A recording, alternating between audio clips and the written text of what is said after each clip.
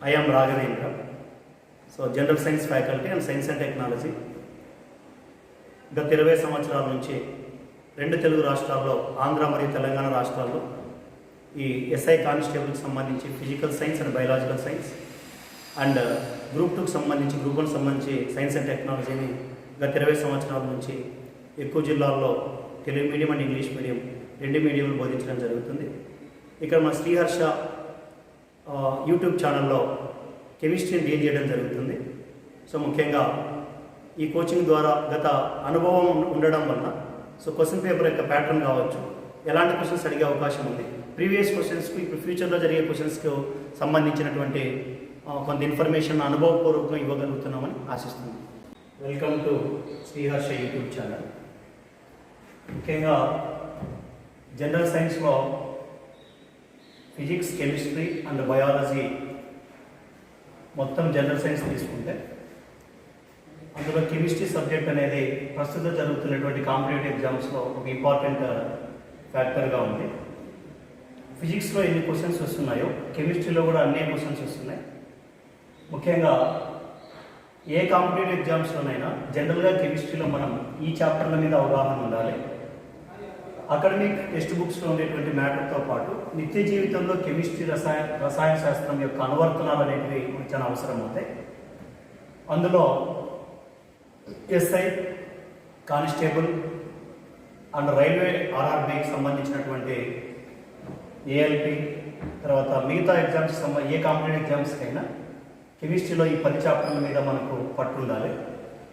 So అందులో ఈ 10 చాప్టర్లో ఫస్ట్ చాప్టర్ అటామిక్ స్ట్రక్చర్, దీన్ని పరమాణు నిర్మాణం అంటాం.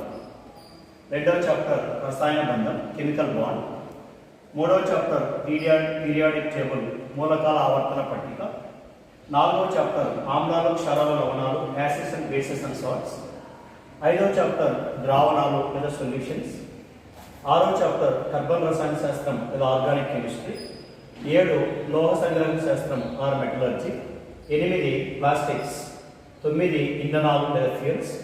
10 ఇండస్ట్రియల్ కెమిస్ట్రీ ఆర్ రసాయన శాస్త్రం. ఈ 10 చాప్టర్ల మీద మనకు అవగాహన ఉంటే తప్పకుండా మనం కెమిస్ట్రీలో మంచి స్కోర్ చేయవచ్చు. మనకు ప్రీవియస్ నోటిఫికేషన్స్ తీసుకుంటే మనకు ఇచ్చినటువంటి పేపర్స్, ప్రీవియస్ క్వశ్చన్స్ కెమిస్ట్రీ నుంచి ఏమొచ్చినాయని అబ్జర్వ్ చేస్తే ఈ పరమాణు నిర్మాణం నుంచి ప్రతి ఒక్క కాంపిటేటివ్ ఎగ్జామ్స్లో బిట్స్ వస్తున్నాయి.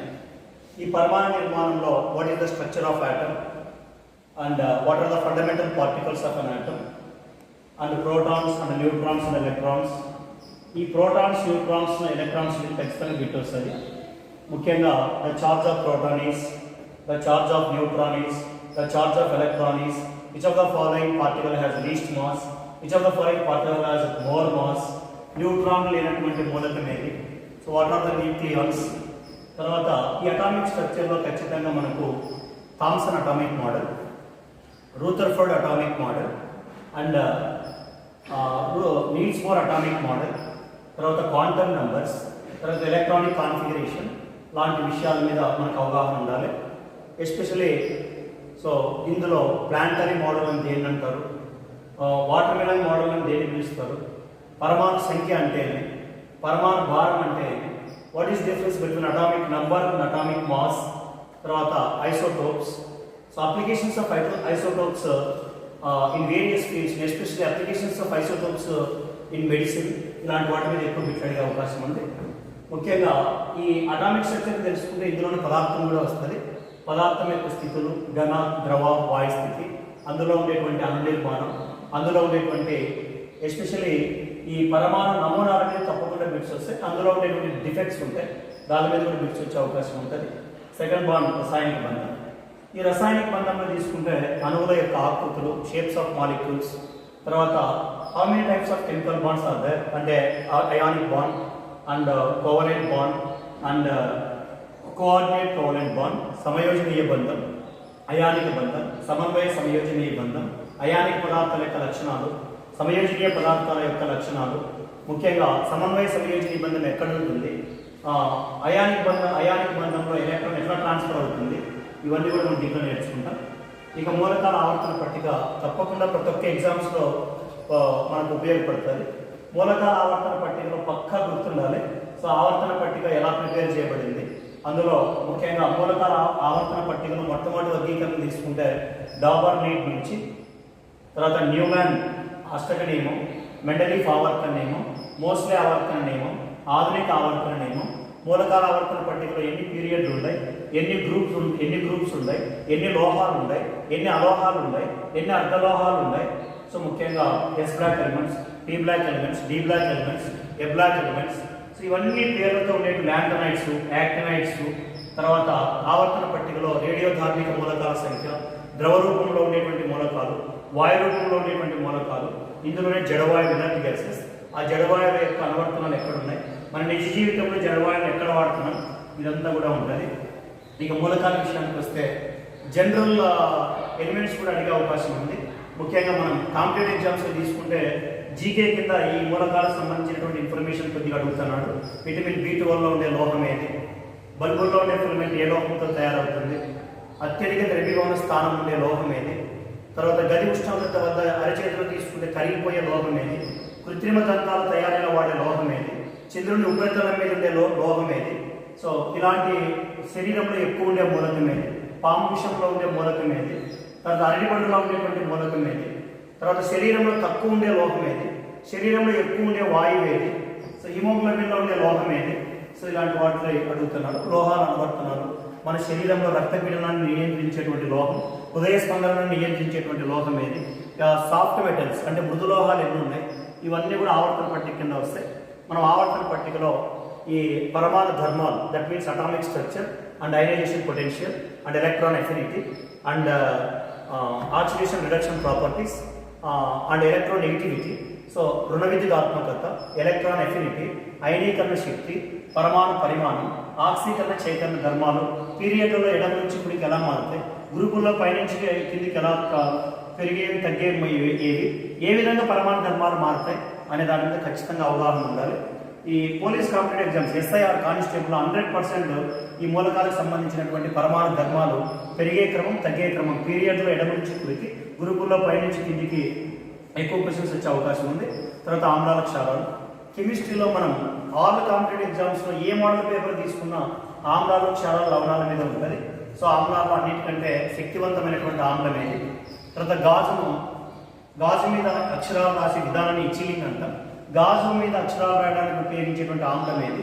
సో ముఖ్యంగా మొక్కలలో జంతువులలో లభించేటువంటి సహజ ఆమ్లాలు ఎన్ని ఉన్నాయి, ఆ యాపిల్లో ఉండే ఆమ్లం ఏది, వెన్నలో ఉండేటువంటి ఆమ్లం ఏది, చీమ కుండిలో ఉండేటువంటి ఆమ్లం ఏది, తేనెటీగల్లో కందిరీగల్లో ఉండేటువంటి ఆమ్లం ఏది, ఆమ్లాల యొక్క అనువర్తనం. ఎస్పెషల్లీ మనకు జరిగేటువంటి DSC or TET or any another competitive ఎగ్జామ్స్లో ఆమ్లాల అక్వరీజియా మీద బిట్టుంది. అంటే అక్వరీజియా అంటే 3:1 నిష్పత్తిలో హైడ్రోక్లోరిక్ ఆమ్లం మరియు నత్రిక్ ఆమ్లాల యొక్క మిశ్రమాన్ని మనం అక్వరీజియా అని అంటారు.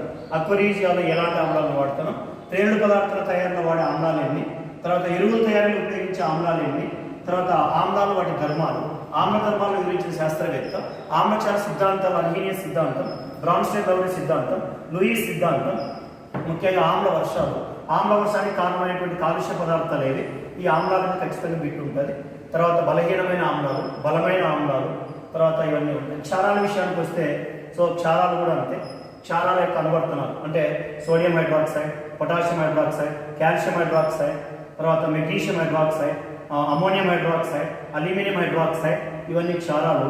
ముఖ్యంగా ఈ క్షారాల యొక్క అనువర్తనాలు అంటే క్యాస్టిక్ సోడాని దేన్ని పిలుస్తారు, తర్వాత అగ్ని ప్రమాదాలు జరిగినప్పుడు అగ్ని మంటలను ఆర్పడానికి ఉపయోగించే క్షారం ఏది, గాజును శుభ్రం చేసే క్షారం ఏది, సబ్బుల తయారీలో వాడే క్షారాలు ఏంటి, antacid is nothing but so to reduce acid in stomach. Some kinds of drugs also bases are used because magnesium hydroxide, the chemical name is MgO, it's taken twice, or chemical formula, chemical name milk of magnesia యొక్క అనువర్తనాలు.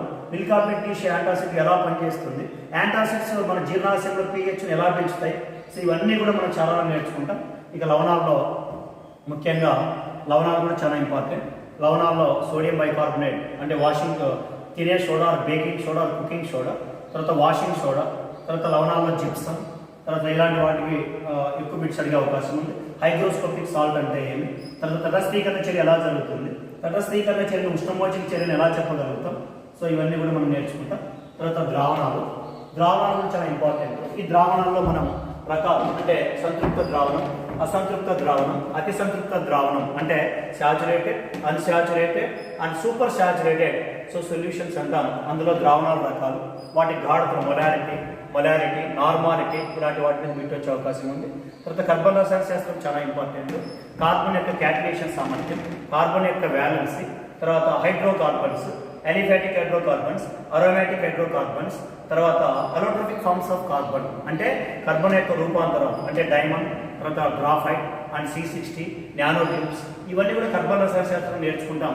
దీంతో పాటు దీనికి సంబంధించి ప్రమేయ సమూహాల మీద bits ఎక్కువ వస్తాయి. అంటే ఆల్డిహైడ్లు CHO, ఆల్కహాల్లు OH, కీటోన్లు C double bond O, ఈథర్లు ROR, ఎస్టర్లు RCOOR, so ముఖ్యంగా అమైన్లు RNH2. దీనికి సంబంధించిన మొత్తం ఇన్ఫర్మేషన్ మనం క్లాస్లో డీటెయిల్గా నేర్చుకుంటాం. ఇప్పుడు కేవలం అవగాహన కాబట్టి మనకి ఏం అడుగుతాడు అంటే ఏం చదవాలి, దేని మీద అవగాహన ఉందన్న దాని ఉద్దేశంతో మనం కొంచెం ఫాస్ట్గా ఎక్స్ప్లెయిన్ చేయడం జరిగింది. ముఖ్యంగా ఆల్డిహైడ్స్ అంటే అసిటాల్డిహైడ్ ఎక్కడ వాడతాం, alcohol, ethyl alcohol, methyl alcohol, wood spirit అని దేన్ని అంటారు, స్పిరిట్ ఆఫ్ వైన్ అని దేన్ని పిలుస్తారు, శానిటైజర్లో ఉపయోగించే ఆల్కహాల్ ఏది, ప్రజెంట్ మనం తాగే ఆల్కహాల్ ఏది, ఆల్కహాల్ బానిసైన వ్యక్తిలో వచ్చే కాలేయ వ్యాధి ఏది, ఆల్కహాల్ మార్పించే రసాయనం ఏది, ఆల్కహాల్ పోలీసులు డ్రంక్ అండ్ డ్రైవ్ టెస్ట్లో ఏ కెమికల్ ద్వారా టెస్ట్ చేస్తారు, డ్రంక్ అండ్ డ్రైవ్ మిషన్ ఎవరు కనిపెట్టినారు, డ్రంక్ అండ్ డ్రైవ్ మిషన్లో ఏ కిరణాలు వాడతారు, సో ముఖ్యంగా మోటార్ వెహికల్ యాక్ట్ ప్రకారం ఎంత ఆల్కహాల్ ఉంటే శిక్ష కలుగుడు, ఇవన్నీ కూడా మనం ఆల్కహాల్ నేర్చుకుంటాం. తర్వాత కల్లులో కల్తీ కల్లులో ఉండేటువంటి రసాయనం అంటే క్లోరాల్ హైడ్రేట్ కావచ్చు లేదా డైజోఫామ్ కావచ్చు. ఈ కళ్ళు తాగడం వల్ల లివర్ మీద ఎట్లాంటి డిఫెక్ట్స్ ఉంటాయి, ఎలాంటి ప్రభావాలు ఉంటాయి, తర్వాత ఆల్కహాల్ తాగడం వల్ల జరిగే దుష్పరిణామాలు ఏమి ఉంటాయి, ఇదంతా మనం నేర్చుకుంటాం. తర్వాత కీటోన్స్, తర్వాత ఈథర్లు, ఎస్టర్లు, అమైన్లు, ఇవన్నీ కూడా మనం నేర్చుకుంటాం. తర్వాత లోహ సంగ్రహణ శాస్త్రం, కెమిస్ట్రీలో రైల్వేకి సంబంధించినటువంటి ఎగ్జామ్స్ మనం తీసుకుంటే ఖచ్చితంగా లోహ సంగ్రహణ శాస్త్రం మీద ఎక్కువ బిట్లు అడుగుతున్నాడు. ముఖ్యంగా లోహాల్లో తీసుకుంటే చర్యాశక్తి ఎక్కువ ఉండే లోహాలేవి, మృదు లోహాలేవి, లోహ సంగ్రహణ ఎలా చేస్తారు, చారలోహాలు ఎన్ని, చారమృత్తిక లోహాలు ఎన్ని, లోహ సంగ్రహణలో పద్ధతులు ఎన్ని, తర్వాత మెయిన్ వచ్చేసి లోహాల్లో ఓర్స్ చాలా ఇంపార్టెంట్. ముఖ్యంగా సోడియం యొక్క ధాతువేది, మెగ్నీషియం యొక్క ధాతువులేవి, కాల్షియం యొక్క ధాతువులేవి, జింకు యొక్క ధాతువులేవి, లెడ్ యొక్క ధాతువులేవి, సో తగరం యొక్క ధాతువులేవి, యురేనియం యొక్క ధాతువులేవి, ఇవన్నీ మనం నేర్చుకుంటాం. ఎగ్జాంపుల్ తీసుకుంటే మెగ్నీషియం తీసుకున్నాం అనుకోండి, మెగ్నీషియం యొక్క ధాతువులు చాలా ఉంటాయి. అందులో నెంబర్ 1 మ్యాగ్నసైట్, తర్వాత కార్నలైట్, తర్వాత ఎప్సమ్ సాల్ట్, తర్వాత డోలమైట్, ఇవన్నీ మెగ్నీషియం యొక్క ధాతువులు. ఇక అదేవిధంగానే మనం జనరల్గా సోడియం కూడా రాక్ సాల్ట్ అనేటువంటి ధాతువు అనేది ఉంటుంది. ఎస్పెషలీ అల్యూమినియం చాలా ఇంపార్టెంట్. అల్యూమినియం యొక్క ముఖ్యమైన ధాతువు బాక్సైట్, దీని యొక్క ఫార్ములా, తర్వాత అల్యూమినియం సంబంధించి కొరండం, తర్వాత డయాస్కో, ఇవన్నీ ఉంటాయి. లోహ సంగ్రహణ శాస్త్రంలో ఖచ్చితంగా మిశ్రమ లోహాల మీద కూడా బిట్స్ ఉంటాయి. ఈ మిశ్రమ లోహాలు మనకు చాలా ఇంపార్టెంట్. అలాయ్స్ అని పిలుస్తాం. జనరల్గా హెల్మెట్ల తయారీలో ఉపయోగించేటువంటి మిశ్రమ లోహం ఏది, తర్వాత అయస్కాంతాల తయారీలో వాడే మిశ్రమ లోహం ఏది, తర్వాత విమానాల తయారీలో వాడే మిశ్రమ లోహం ఏది, కాయిన్స్ అంటే నాణ్యములు దేంతో తయారవుతాయి, తర్వాత మిశ్రమ లోహాల్లో తీసుకుంటే మనకి ఎలక్ట్రాన్ అనే మిశ్రమ లోహాన్ని ఎక్కడ ఉపయోగిస్తారు, సముద్రంలో ప్రయాణించే ఓడలు దేంతో తయారవుతాయి, సో సర్జికల్ ఇన్స్ట్రుమెంట్స్ దేంతో తయారవుతాయి, రైలు పట్టాలు దేంతో తయారవుతాయి, మిషన్ గన్నులు దేంతో తయారవుతాయి, బెల్ మెటల్ అంటే ఏమి, టైప్ మెటల్ అంటే ఏమి, డచ్ మెటల్ అంటే ఏమి, ఇత్తడి, బ్రాస్, బ్రాంచ్, సో వీటిలో ఏమేమి లోహాలు ఉంటాయి, ఎంత శాతంలో ఉంటాయి, ఇదంతా మనం నేర్చుకుంటాం. లోహ సంగ్రహణ శాస్త్రం చాలా ఇంపార్టెంట్. ఖచ్చితంగా మనం మంచి స్కోర్ చేయడానికి ఈ టాపిక్ చాలా ఉపయోగపడుతుంది. నెక్స్ట్ ప్లాస్టిక్స్ కూడా చాలా ఇంపార్టెంట్. ప్లాస్టిక్స్ ఎవరు కనుక్కున్నారు, ఎన్ని రకాల ప్లాస్టిక్స్ ఉన్నాయి, మన నిజ జీవితంలో వాడే ప్లాస్టిక్ ఏది, ఉత్తమమైన విద్యుత్ బంధకంగా ఉండే ప్లాస్టిక్ ఏది, నీళ్ల పైపుల్లో ఉండే ప్లాస్టిక్ ఏది, తర్వాత వాటర్ బాటిల్ దేంతో తయారవుతాయి, ప్లాస్టిక్ పొల్యూషన్ వల్ల ఎన్ని అనర్థాలు జరుగుతాయి, ప్లాస్టిక్ కాలుష్యాన్ని ఎట్లా నియంత్రించవచ్చు, తర్వాత ప్లాస్టిక్స్ నాన్ బయోడిగ్రేడబుల్ అంటే జీవ విచ్ఛిన్నం చెందవు కాబట్టి వీటిని ఎలా కంట్రోల్ చేయాలి, ముఖ్యంగా ప్లాస్టిక్స్ వాడితే భవిష్యత్తులో జరిగేటువంటి అనర్థాలు ఎన్ని ఉన్నాయి, భౌమిక కాలుష్యం ఎట్లా జరుగుతుంది, వాటర్ పొల్యూషన్ ఎట్లా జరుగుతుంది, ప్లాస్టిక్స్ను కాల్చడం వల్ల ఎలాంటి హానికరమైన పదార్థాలు గాలిలోకి విడుదలవుతాయి, ఇవన్నీ కూడా మనం నేర్చుకుంటాం. ముఖ్యంగా ప్లాస్టిక్లో ఈ సర్జికల్ గ్లౌజెస్ అండ్ కవర్లు, తర్వాత సంచులు, తర్వాత బొమ్మలు, ఇవన్నీ ఏ ప్లాస్టిక్స్ తయారవుతున్నాయి. రెయిన్ కోట్ల తయారీలో వాడే ప్లాస్టిక్ ఏది, దువ్వెనలో ఉండేటువంటి ప్లాస్టిక్ ఏది, కుర్చీలు ఏ ప్లాస్టిక్తో తయారైతాయి. సో ఇవన్నీ కూడా మనం నేర్చుకుంటాం. మెయిన్ తర్వాత ఇంధనాల్లో ఫ్యూయల్స్ అనే ఇంపార్టెంట్. ఇంధనాల్లో మనం కెలోరిఫిక్ వాల్యూస్ గురించి నేర్చుకుంటాం. తర్వాత కెలోరిఫిక్ వాల్యూస్లో మనకి ఏ ఇంధనం యొక్క కెలోరిఫిక్ వాల్యూ ఎక్కువ ఉంది, తర్వాత ఉత్తమమైన ఇంధనం యొక్క లక్షణాలు ఎన్ని, ద్రవ రూపంలో ఉండే ఇంధనాలు ఎన్ని ఉన్నాయి, వాయు రూపంలో ఉండే ఇంధనాలు ఎన్ని ఉన్నాయి, తర్వాత ఘన రూపంలో ఉండే ఇంధనాలు ఎన్ని ఉన్నాయి, ఇంధనాల కెలోరిఫిక్ వాల్యూ ఏ పరికరంతో కొలుస్తారు, కెలోరిఫిక్ వాల్యూకి ప్రమాణాలు ఏంటివి, తర్వాత ప్రపంచంలో ఉత్తమమైన ఇంధనం ఏది, తక్కువ కాలుష్యాన్ని ఇచ్చే ఇంధనం ఏది, ఎలాంటి ఇంధనాలు వాడితే మంచిది. సో ప్రస్తుతం ఇంధనాలు ప్రత్యామ్నాయంగా మనం జీవ ఇంధనాలను ఎలా వాడుతున్నాం, ఎలా ప్రిపేర్ చేస్తున్నాం, ఇదంతా కూడా మనం ఇంధనాల గురించి నేర్చుకుంటాం. సో ముఖ్యంగా పరిశ్రమల రసాయన శాస్త్రం 10th చాప్టర్, ఇది చాలా ముఖ్యమైనటువంటి చాప్టర్గా తీసుకుంటాం. పరిశ్రమల్లో మనకు ఆల్కహాల్ పరిశ్రమ, చక్కెర పరిశ్రమ, తర్వాత ప్లాస్టిక్ పరిశ్రమ, తర్వాత సిరామిక్స్, తర్వాత డ్రగ్స్, తర్వాత ముఖ్యంగా ఈ పరిశ్రమలో తీసుకుంటే సిమెంట్ పరిశ్రమకు సంబంధించి సిమెంట్ ఎన్ని పద్ధతుల్లో తయారు చేస్తున్నారు, సిమెంట్ తయారీ కావాల్సిన ఉష్ణోగ్రత ఎంత, గాజును ఎలా తయారు చేస్తున్నారు, గాజులో ఎన్ని రకాలు ఉన్నాయి. సో ముఖ్యంగా గాజులో కిటికీ అద్దాల తయారీలో వాడే గాజు ఏది, పట్టకాల తయారీలో వాడే గాజు ఏది, కంట్లో అమర్చే లెన్స్ ఏ గాజుతో తయారవుతుంది, బుల్లెట్ ప్రూఫ్ గాజులో ఏముంటుంది, గాజును అతి శీతలీకరించిన ద్రవం అని ఎందుకంటారు. సో ముఖ్యంగా ఈ రసాయన శాలలో కెమిస్ట్రీ ల్యాబ్లో ఉపయోగించేటువంటి పరికరాలు ఏ గాజుతో తయారవుతాయి. తర్వాత ముఖ్యంగా గాజు మనం పారదర్శక పదార్థం ఎలా అంటాం, గాజు యొక్క వక్రీభవన గుణకం ఎంత, గాజులో ముఖ్యంగా ఈ గాజుకు సంబంధించినటువంటి రంగులు, అంటే గ్రీన్ రంగు రావడానికి ఏ కెమికల్ కలపాలి, రెడ్కి ఏ కెమికల్ కలపాలి, నిమ్మ పసుపు కలిపే రసాయనం ఏది, తర్వాత గాజుని ఇచ్చిలింగ్ ఎలా చేస్తారు. సో ముఖ్యంగా అన్నిటికంటే గట్టి గాజు ఏది, విద్యుత్ బల్బుల తయారీలో వాడే గాజు ఏది, మైక్రోస్కోప్లో ఉపయోగించే కటకాలు ఏ గాజుతో తయారవుతాయి, పట్టకాల తయారీలో వాడేటువంటి గాజు ఏది, సో ఈ ముఖ్యంగా కంటెద్దాల తయారీలో వాడే గాజు ఏది, ఇవన్నీ కూడా గాజు పరిశ్రమ గురించి నేర్చుకుంటాం. తర్వాత ఈ పరిశ్రమ రసాయన శాస్త్రం కిందే మనకు డ్రగ్స్ ఉంటాయి, జ్వరాన్ని తగ్గించే మందులు ఏవి, తర్వాత భయాన్ని పోగొట్టే మందులు ఏవి, that means drugs which are to reduce anxiety, that is called tranquillisers అని పేరుతో పిలుస్తాం. Antacid drugs, antibiotic drugs and anti histamine drugs and antibiotics. తర్వాత ఇవన్నీ కూడా మనం ఈ డ్రగ్స్ ఇండస్ట్రీలో నేర్చుకుంటాం. పరిశ్రమల రసాయన శాస్త్రం చాలా ముఖ్యమైనది. తర్వాత ఇందులో మనకు సంబంధించి నిత్య జీవితంలో రసాయన శాస్త్రం కూడా కొంతవరకు దీంట్లోనే వస్తుంది. అంటే ఫేస్ పౌడర్లో ఏముంటుంది, నెయిల్ పాలిష్లో ఉండే రసాయనం ఏది, దారాలతో అద్దకాలు ఎవరు కనిపెట్టినారు, అద్దకాలు ఎన్ని రకాల అద్దకాలు ఉన్నాయి, ఎరువుల్లో ఎన్ని రకాల ఎరువులు ఉన్నాయి, ఫర్టిలైజర్స్లో సహజ సిద్ధమైన ఫర్టిలైజర్స్ ఎన్ని ఉన్నాయి, తర్వాత మన నిత్య జీవితంలో మనం వాడే ఎరువులు నేల యొక్క pHని బట్టి ఏ నేలకు ఎలాంటి ఎరువులు సరిపోతాయి. సో నత్రజని ఎరువులు, ఫాస్ఫేటిక్ ఎరువులు, సల్ఫేటిక్ ఎరువులు, ఇవన్నీ కూడా మనం నేర్చుకుంటాం. తర్వాత ముఖ్యంగా ఈ పరిశ్రమల రసాయన శాస్త్రంలో మనకు ఈ చక్కెర పరిశ్రమ కావచ్చు, ఆల్కహాల్ పరిశ్రమ కావచ్చు, కిణ్వనం ప్రక్రియ అంటే ఏంటి, తర్వాత ఇవన్నీ కూడా మనం ఆల్కహాల్ పరిశ్రమలో మనం నేర్చుకుంటాం. తర్వాత ఇది పరిశ్రమ రసాయన శాస్త్రం.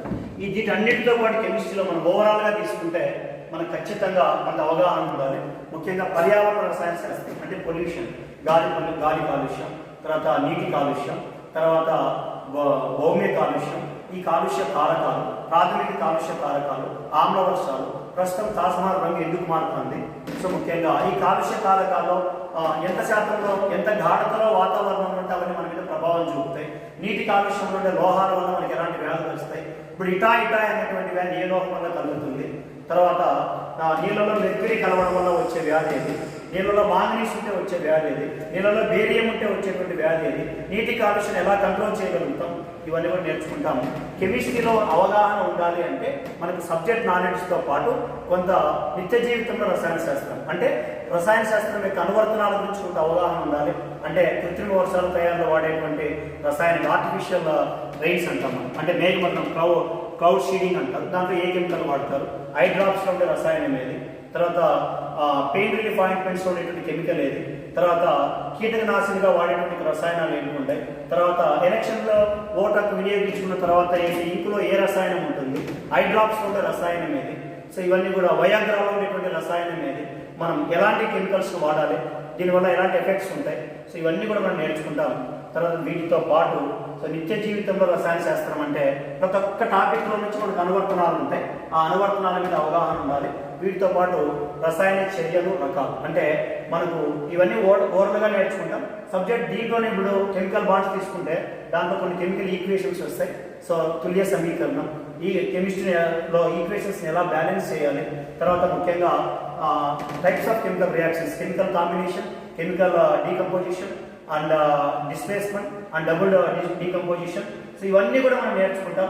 ఇందులో నిత్య జీవితంలో రియాక్షన్స్ అంటే ఆక్సీకరణ చర్యలు, క్షయీకరణ చర్యలు, ఇప్పుడు ఇనుము తుప్పు పట్టడం, ఎలాంటి మార్పులు, చేంజెస్, భౌతిక మార్పులు, రసాయనిక మార్పులు, what is the difference between physical changes and chemical changes, ముఖ్యంగా ఇవన్నీ కూడా నేర్చుకుంటాం. ఇప్పుడు ఇనుము తుప్పు పట్టడం, యాపిల్ ముక్కలు రంగు మారడం, గాలిలో టపాసులను కాల్చడం, తర్వాత మన శరీరంలో జరిగే జీర్ణక్రియ, తర్వాత ఇవన్నీ కూడా ఎలాంటి మార్పుల కింద వస్తాయి, ఏ విధంగా మనం డీల్ చేయగలుగుతాం అనేది ఇంపార్టెంట్.